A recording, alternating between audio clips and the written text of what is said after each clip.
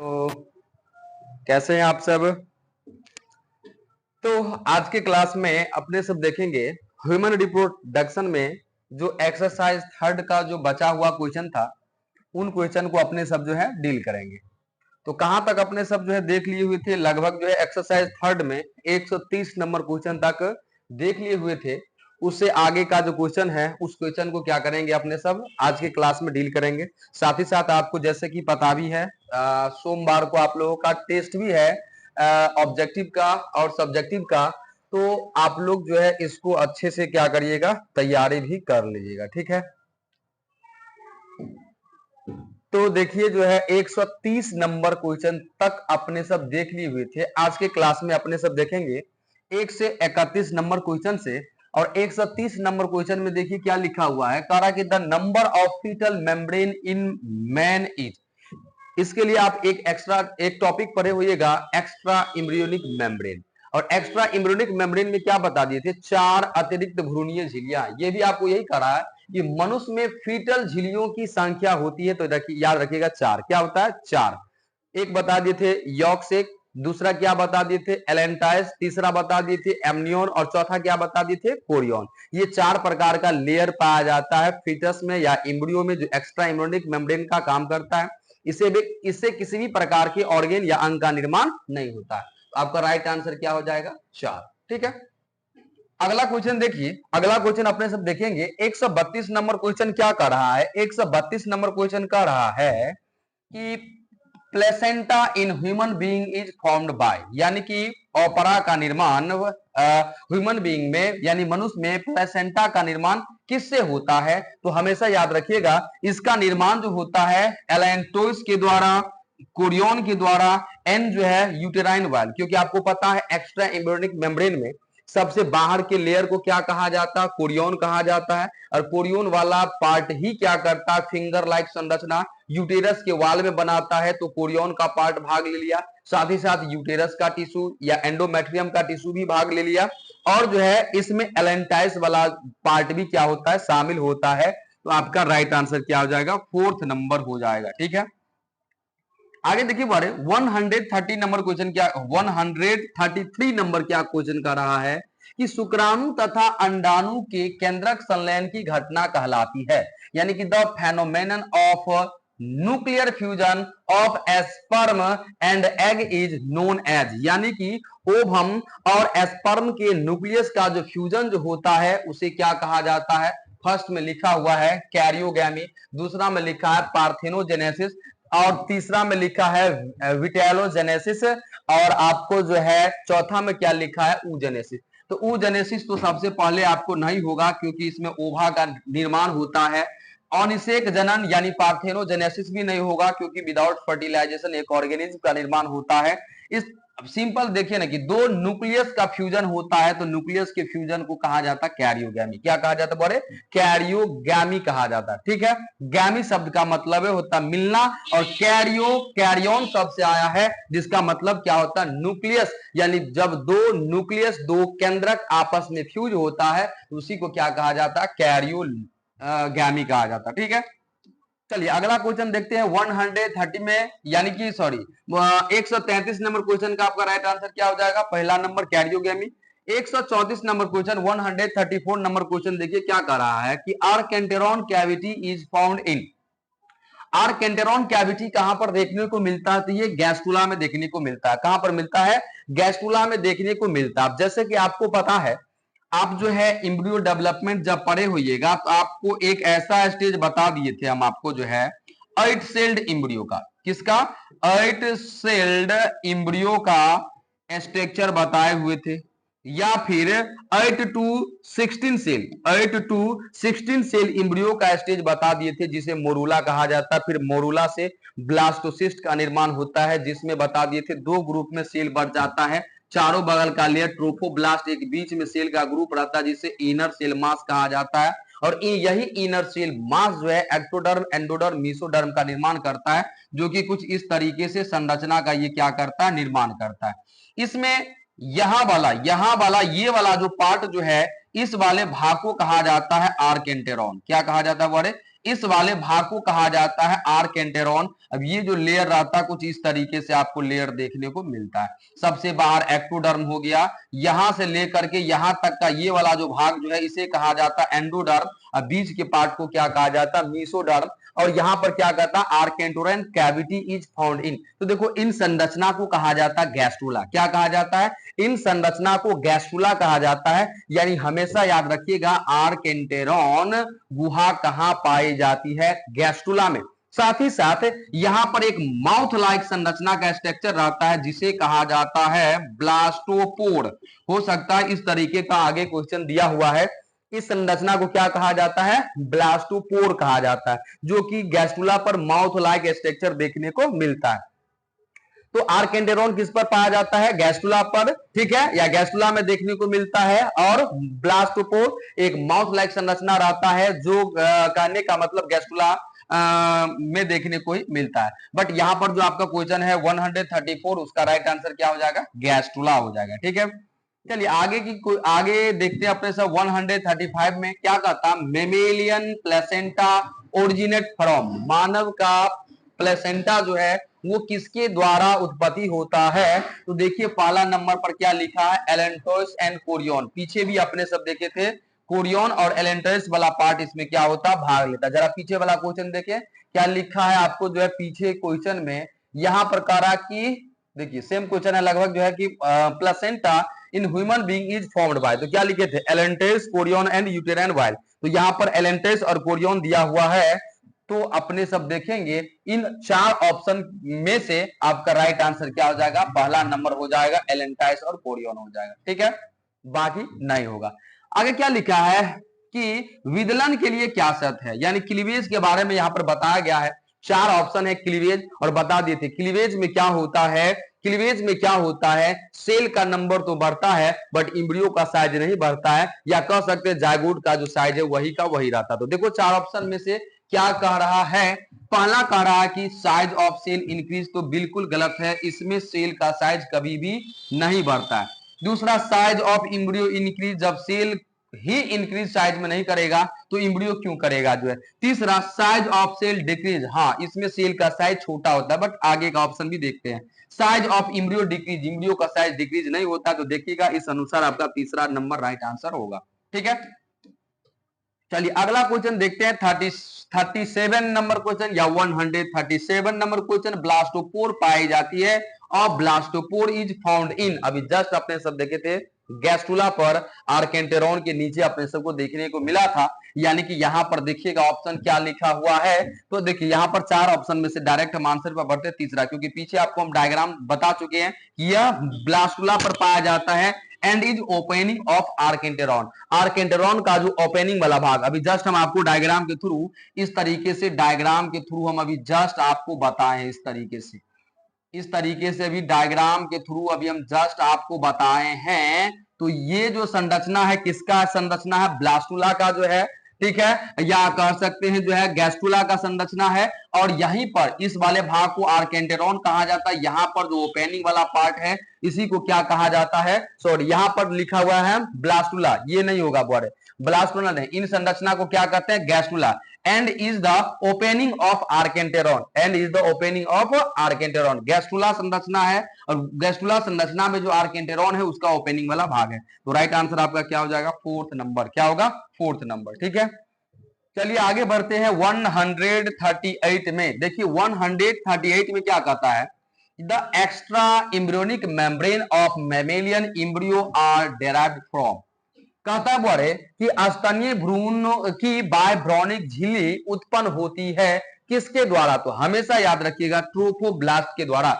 Blastocyst condition में बता चुके हैं सेल दो ग्रुप में बढ़ जाता है, चारों ओर का लेयर जो रहता है सिंगल लेयर जिसे ट्रोफोब्लास्ट कहा जाता है, वही ट्रोफोब्लास्ट से क्या होता है? एंडोमेट्रियम में इंप्लांट करता है, वही ट्रोफोब्लास्ट एक्स्ट्रा एम्ब्रियोनिक मेम्ब्रेन का भी निर्माण करता है। तो राइट आंसर आपका क्या हो जाएगा? ट्रोफोब्लास्ट। चलिए आगे देखते हैं, आगे लिखा found out the wrong statement.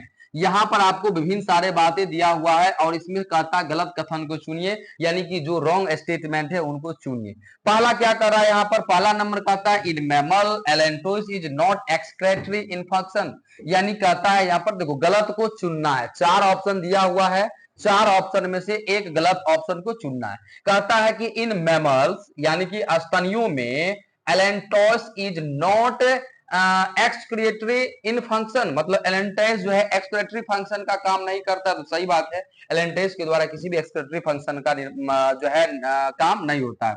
Amnion is the outer layer, देखो ना सबसे पहले गलत बात यही हो गया है। सबसे आउटर लेयर क्या होता है, कोरियन होता है। क्या होता है, कोरियन होता है।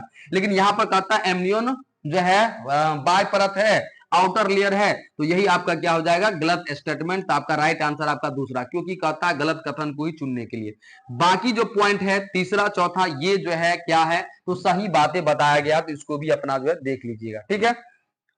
चलिए अगला क्वेश्चन की ओर आगे बढ़ते अपने सब। जो देखो क्या लिखा 140 में कि महिलाएं जो गर्भावस्था के प्रारंभिक महीनों में उल्टी से आराम पाने के लिए थैलिडोमाइड औषधि का उपयोग करती है, तो जन्म लेने वाले बच्चा होता है या जन्म लेने वाला बच्चा होगा। अब देखिए आपको पता होगा कि जब कोई फीमेल गर्भवती अवस्था में रहती है तो उसमें क्या होता है, शुरुआती दौर में जो है वोमिटिंग होता है, उल्टिया होता है। उस उल्टिया से बचने के लिए, निजात पाने के लिए एक दवा खाता है। उस दवा का क्या नाम है, थैलिडोमाइड। क्या नाम है बोले, थैलिडोमाइड ड्रग का मेडिसिन का यूज किया जाता है, जिसके कारण बेबी पर प्रभाव पड़ता है। और उसमें क्या होता है, तो अंडर डेवलप्ड लिम्ब का मतलब दोनों हाथ और पांव होता है। तो अल्प विकसित जो है क्या होता है, अंडर मतलब अल्प विकसित लिम्ब का क्या होता है, निर्माण होता है। याद रखिएगा, लिम्ब के अंतर्गत दोनों हाथ और पांव आ जाता है, ठीक है।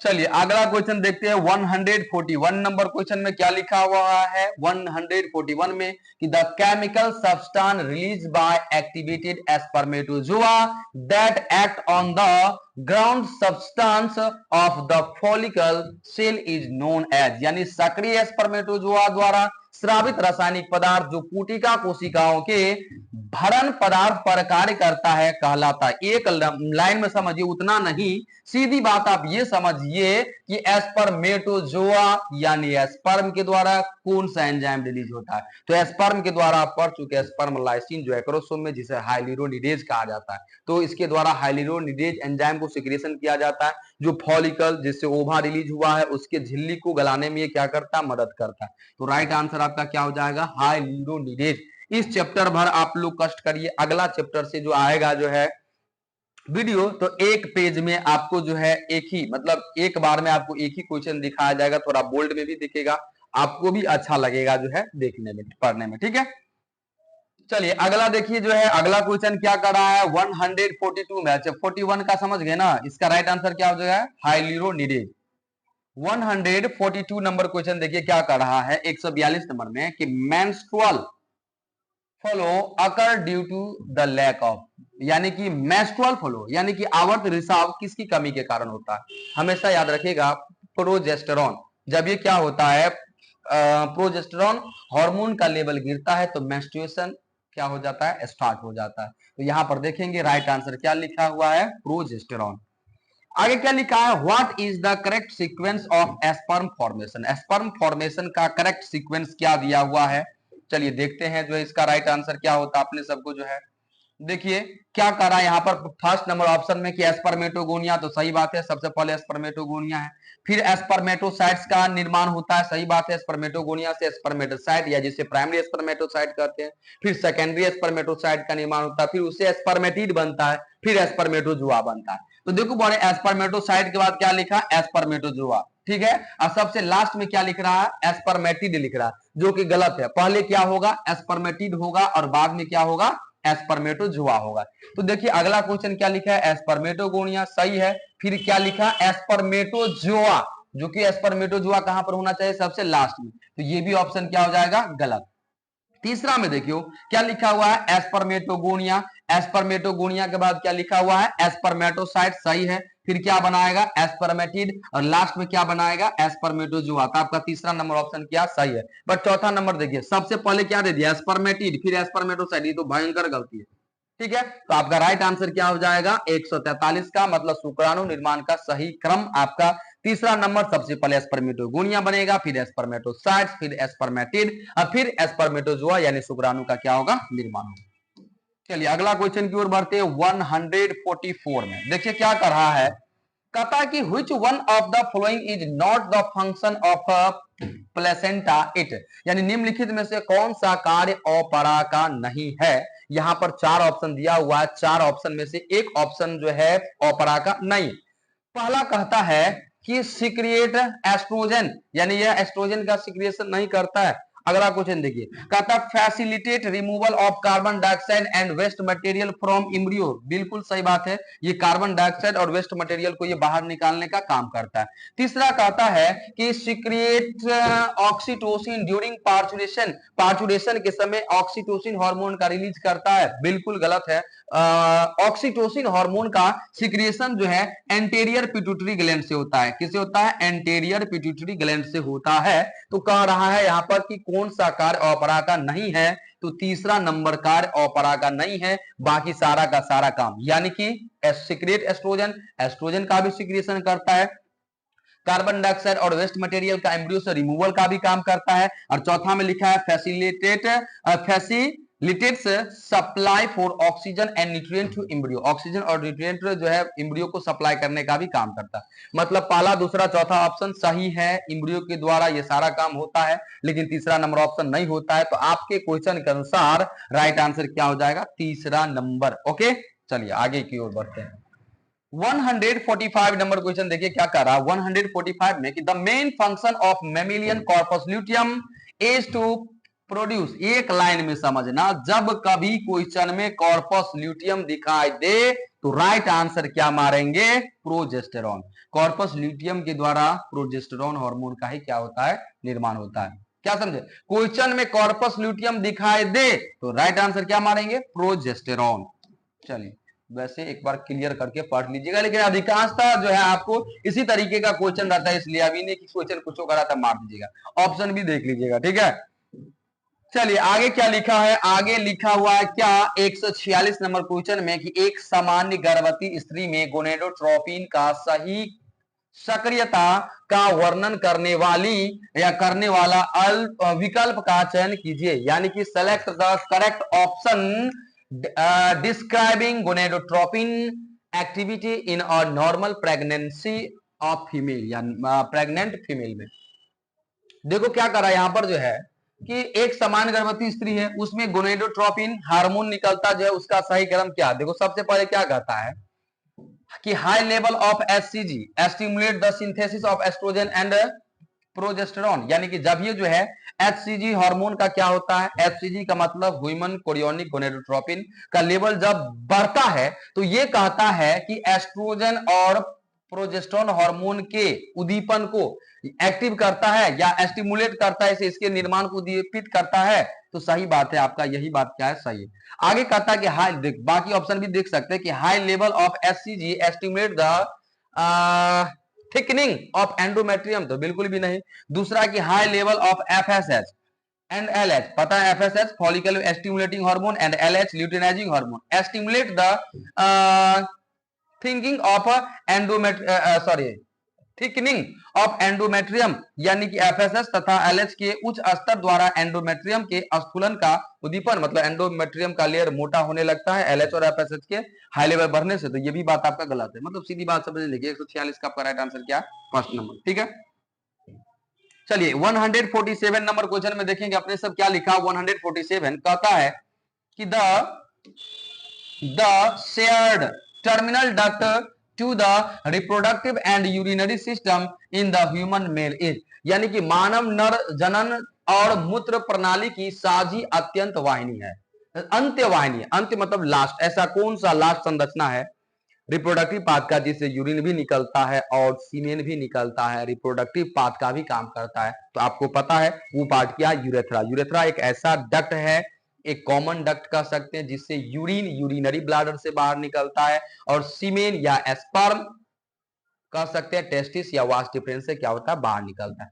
तो आपका राइट आंसर क्या हो जाएगा, यूरेथ्रा हो जाएगा, मूत्र मार्ग हो जाएगा। ठीक है, चलिए अगला क्वेश्चन देखते हैं 148 नंबर क्वेश्चन। क्या कहता है 148 में कि निम्नलिखित में से मानवों में प्रसव की क्रिया के आरंभन के लिए एक महत्वपूर्ण घटक नहीं होता, यानी कि which of these is not an important component of in initiation of parturition in human। मतलब कहता है कि निम्नलिखित में से मानवों में प्रसव की प्रक्रिया, मतलब बेबी जो गर्भ से बाहर आएगा उस प्रोसेस को कंप्लीट करने के लिए एक महत्वपूर्ण घटक नहीं है। मतलब 4 घटक दिया हुआ है, इसमें से एक घटक पार्चुरेशन यानी कि बच्चे के डिलीवरी के समय मदद नहीं करता। कौन? पहला कहता है कि सिंथेसिस ऑफ प्रोस्टाग्लैंडिन, ये मदद करता है। दूसरा है रिलीज ऑफ ऑक्सीटोसिन, अभी जस्ट आप पढ़े हैं एंटीरियर पिट्यूटरी ग्रंथि से इसका सिक्रेशन होता है। तीसरा पढ़ रहे हैं रिलीज ऑफ प्रोलैक्टिन, तो आपको पता है ये मिल्क फॉर्मेशन में भाग लेता है, ये जो है डिलीवरी के समय मदद नहीं करता। तो वैसे राइट आंसर आपका क्या हो जाएगा? तीसरा नंबर ही। चौथा में क्या कहता है? Increase in estrogen and progesterone ratio, तो ये भी बात सही है। मतलब इन 4 में से पहला, दूसरा, चौथा सही बात है। ये बच्चे के डिलीवरी के समय या पार्चुरेशन में ये क्या करता? मदद करता है। लेकिन जो है रिलीज ऑफ प्रोलैक्टिन ये इसमें इन्वॉल्व नहीं होता है। तो राइट आंसर आपका क्या हो जाएगा? तीसरा।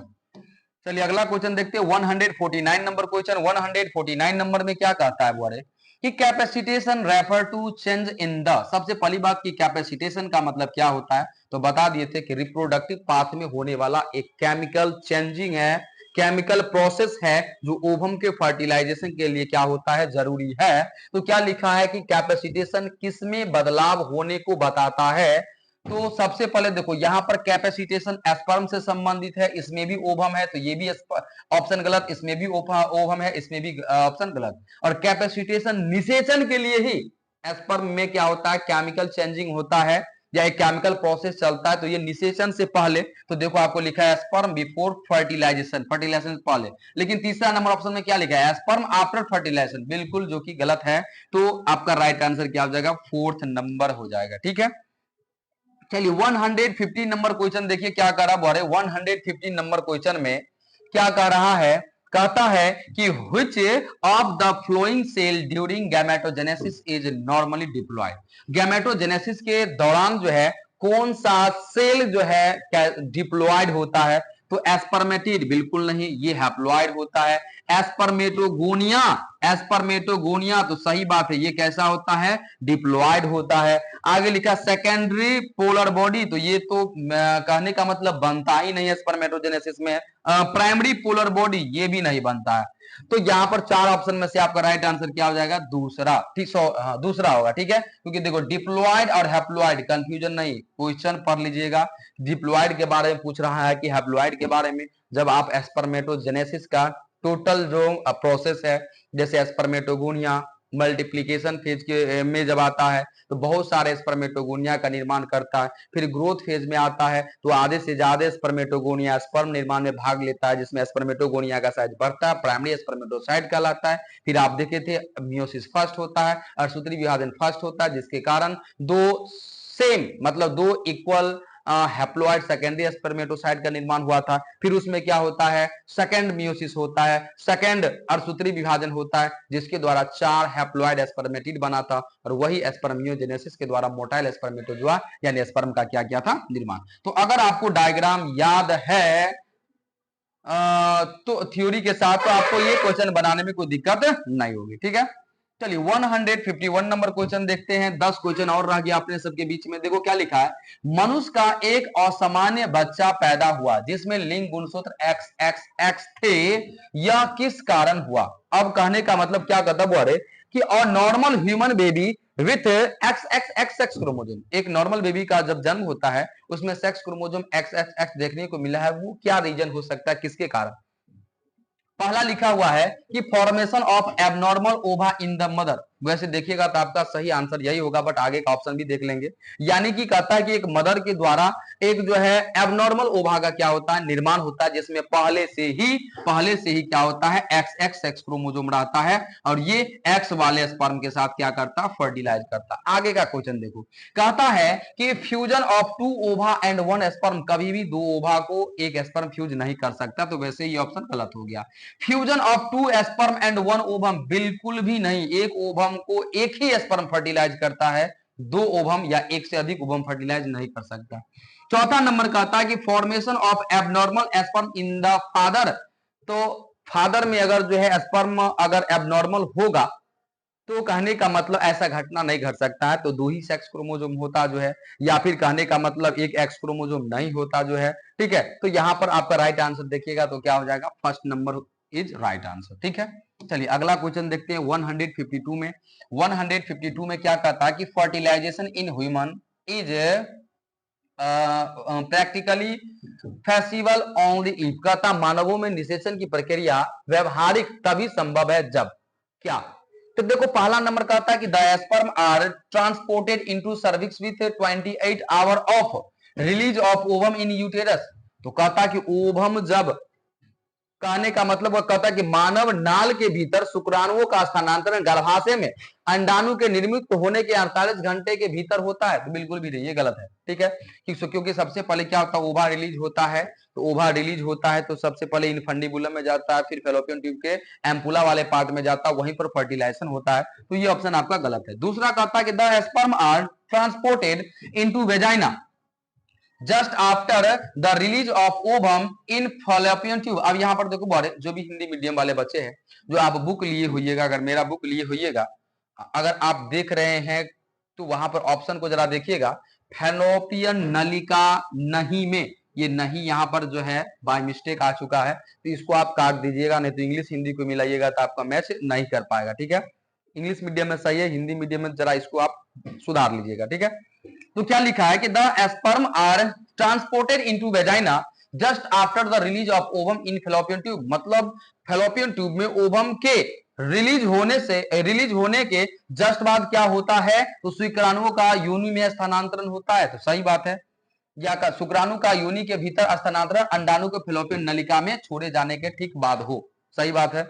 आगे क्या लिखा है कि the ovum and sperm are transported simultaneously to ampullary isthmic junction of the fallopian tube, यानी अंडाणु और शुक्राणु का स्थानांतरण फेलोपियन नलिका के एम्पुलरी स्थिमिक संगम पर एक ही समय पर हो, तो सही बात है। निषेचन के लिए क्या है, जरूरी है, जब एक ही समय में होगा तो ही, और एम्पुला में ही फर्टिलाइजेशन होता है, ये भी बात क्या है, सही है। तो आप देखिएगा दूसरा नंबर भी बात सही कर रहा है, तीसरा नंबर बात भी सही कर रहा है। चौथा नंबर में क्या कहता है कि the ova and sperm are transported simultaneously to ampullary isthmic junction of the cervix, यानी अंडाणु और शुक्राणु का स्थानांतरण ग्रीवा के एम्पुलरी स्टमक, तो ग्रीवा यहां पर चर्चा नहीं चलना चाहिए, तो ये ऑप्शन क्या है, गलत है।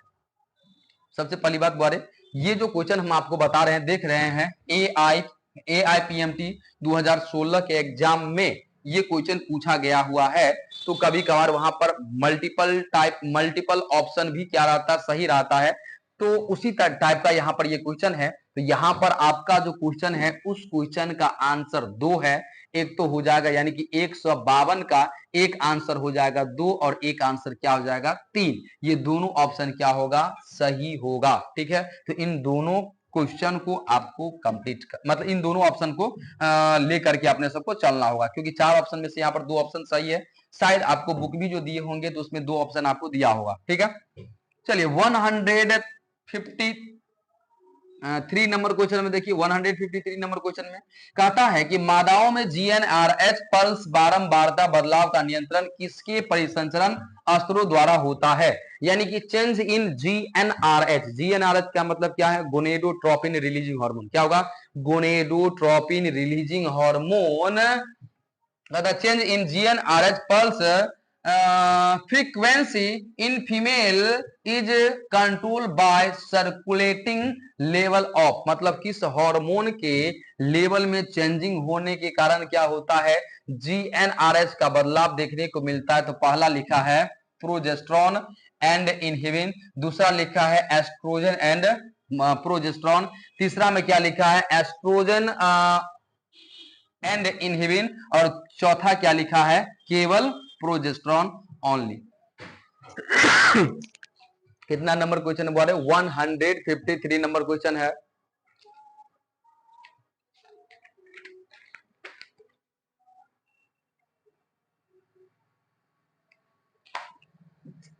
क्या होगा इसका राइट आंसर जो है, तो यहां पर होगा बोले एस्ट्रोजन एंड प्रोजेस्टेरॉन। क्या हो जाएगा इसका राइट आंसर, कहता है कि मादाओं में जीएनआरएच पल्स बारंबारता बदलाव का नियंत्रण, इसका लेवल घटता और बढ़ता रहता है, वो किसके कारण होता है, तो वो एस्ट्रोजन और प्रोजेस्टेरॉन में चेंजिंग होने के कारण ये चीज देखने को मिलता है। ठीक है, 154 नंबर क्वेश्चन में क्या कहता है, embryo with more than 60 blastomere formed due to in vitro fertilization is transferred into। ये आपको जो है रिप्रोडक्टिव हेल्थ चैप्टर से लिया गया क्वेश्चन है, जो कि AIPMT 2016 में क्वेश्चन पूछा गया है, जो कि आपको हम बताएंगे आगे जो है इन विट्रो फर्टिलाइजेशन क्या होता है, इन वीवो फर्टिलाइजेशन क्या होता है। तो एक लाइन में अभी ऑप्शन के लिए याद रखिए क्या कह रहा है कि 16 से अधिक ब्लास्टोमियर मतलब एक सेल है। अब देखो ना, जायगोट है सिंगल सेल, आपको बता दिए थे 8 to 16 सेल्ड इम्ब्रियो को क्या कहा जाता है,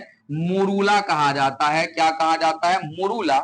और इस स्टेज में याद रखिएगा, जब जायगोट रहता है, जायगोट से 8 से 16 सेल स्टेज का जब इम्ब्रियो रहता है, तब तो उसे फैलोपियन ट्यूब में जो है स्थानांतरित कर दिया जाता है। और जैसे ही 8 ब्लास्टोमियर या 16 सेल ब्लास्टोमियर से अधिक का होता है, तो उसे फैलोपियन ट्यूब में न स्थानांतरित करके उसे डायरेक्ट यूटेरस में क्या कर दिया जाता है, स्थानांतरित कर दिया जाता है। तो इसका राइट आंसर आपका क्या हो जाएगा, यूटेरस, गर्भाशय में। जो 4th चैप्टर आप लोग पढ़ रहे हैं अभी बैच में, वहां पर जब आपको इनफर्टिलिटी के बारे में बताएंगे तो उसी समय इसका भी चर्चा किया जाएगा। ठीक है, 155 नंबर क्वेश्चन में देखिए क्या कहता है कि which of the flowing depicts the correct pathway of transport of sperm। कहता है कि निम्न में से कौन सा शुक्राणुओं के परिवहन के पथ को सही रूप से बताता है। अब देखो ना, पढ़ते हैं, देखो क्या लिखा है, इफरेंट डक्ट। इफरेंट डक्ट के बाद क्या लिखा है, रेटेड टेस्टिस। इफरेंट डक्ट के बाद क्या लिखा, रेटेड टेस्टिस। रेटेड टेस्टिस के बाद क्या आता है, इफरेंट डक्ट आता है, जिसे आप लोग वासा इफ्रेंसिया कहते हैं। फिर लिखा वास डिफरेंस, फिर एपिडाइडेमिस, जो कि बिल्कुल गलत है। देखो रेटेटेसिस दिया है, सही है। फिर दिया हुआ इफ्रेंट डक्ट या वासा इफ्रेंसिया जिसे आप कह सकते हैं। फिर यहां से जाता है एपिडाइडेमिस में, एपिडाइडेमिस से कहां पर जाता है, वास डिफरेंस में। आपका दूसरा नंबर ऑप्शन ही सही है। बट आगे का ऑप्शन देखो, रेटेटेसिस दे दिया, रेटेटेसिस के बाद क्या दे दिया, एपिडाइडेमिस। और एपिडाइडेमिस के बाद क्या देता है, इफ्रेंट डक्ट, जो कि बिल्कुल गलत है। इफ्रेंट डक्ट इससे पहले होना चाहिए, एपिडाइडेमिस इफ्रेंट डक्ट के बाद। तो ये ऑप्शन आपका गलत हो गया। चौथा नंबर रेटेटेसिस, फिर दे दिया वास, ये तो महा गलत है। ठीक है, तो आपका राइट आंसर क्या हो जाएगा, दूसरा। 155 का क्या हो जाएगा, दूसरा नंबर राइट आंसर। ठीक है, चलिए आगे देखते हैं 156 नंबर क्वेश्चन में क्या कहता है कि match column first with column second and select the correct option using the codes given below. अब यहां पर ऑप्शन आपको, यहां पर देखिए 4 बातें इधर दिया हुआ है, 4 बातें इधर